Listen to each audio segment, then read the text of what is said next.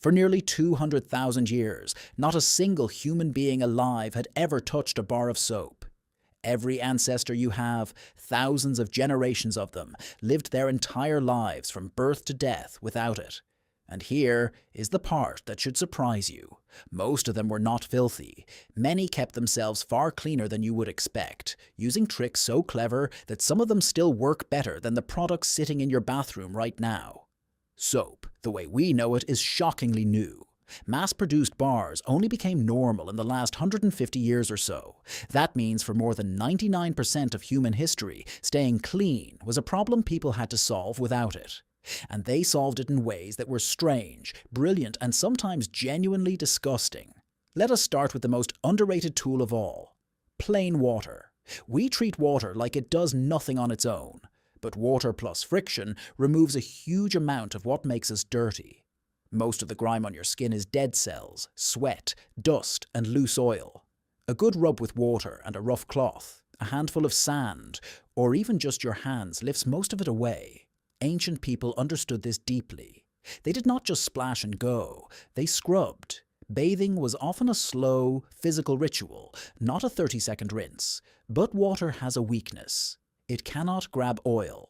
Oil and water do not mix, which is why greasy skin never comes fully clean with water alone. And this is where ancient people did something that sounds completely backwards.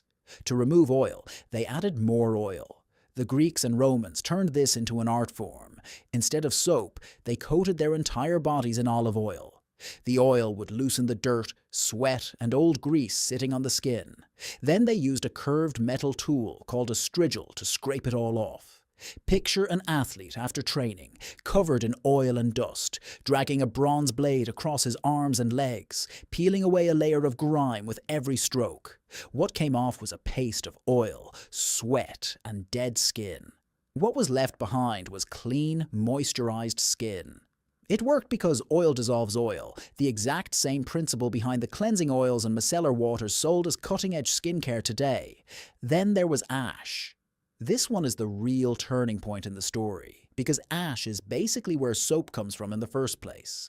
When wood burns, the ashes left behind contain a substance that becomes strongly alkaline when mixed with water. That alkaline water can cut through grease. Ancient people noticed that washing with water strained through ashes made pots, clothes, and hands far cleaner. And at some point, someone mixed that ash water with animal fat and accidentally created the first real soap. The chemical reaction between the alkaline ash and the fat is called saponification, and it is still exactly how soap is made today. The oldest known recipe for a soap-like substance was pressed into clay tablets in Babylon around 4,800 years ago. People were doing chemistry long before they had a word for it. Nature offered shortcuts too. Some plants make their own soap. Plants like soapwort, yucca, and the fruit called soap nuts contain natural compounds called saponins, which foam up and lift away dirt when crushed in water. In many parts of the world, people simply reached for a plant that lathered. In India, a paste of chickpea flour, turmeric and herbs was rubbed onto the skin to clean and brighten it, a mixture still used today. In Egypt, people washed with a natural mineral salt called natron, the same substance used to preserve mummies. Across the Middle East and North Africa, mineral-rich clays were used to pull oil and dirt out of skin and hair, the direct ancestor of the clay masks you can buy right now. Teeth and hair got the same inventive treatment. Long before toothbrushes, people across Africa, the Middle East and Asia cleaned their teeth with chewing sticks. Twigs from certain trees frayed at one end that had natural antibacterial properties. One of them, called miswak, is still used today and has been studied by modern dentists for genuinely cleaning teeth and freshening breath. For hair, people used clays, vinegar rinses, and plant oils to strip away buildup and keep it manageable. No shampoo bottle required. And then there is the part of this story people never forget because it is the grossest. Ancient Romans cleaned things with urine. Old, stale urine develops ammonia, which is a powerful cleaning agent, the same active ingredient found in many modern household cleaners. Roman laundry workers collected urine in pots left out on street corners, then soaked and stomped dirty clothes in it to strip out grease and stains. And it gets worse. Some ancient people, including certain Romans, reportedly used urine as a mouthwash to whiten their teeth because the ammonia bleached them. It is revolting to us, but it was real chemistry that genuinely worked, discovered thousands of years before anyone understood why. It is also worth clearing up a myth. For many ancient cultures, bathing was not rare. It was a centerpiece of daily life. The Romans built enormous public bathhouses where people soaked, steamed, scraped down with oil and strigils, and socialized for hours. Going to the baths was as normal for them as scrolling your phone is for you. In Japan, bathing grew into a deep cultural tradition built around soaking the whole body in hot water to relax and cleanse.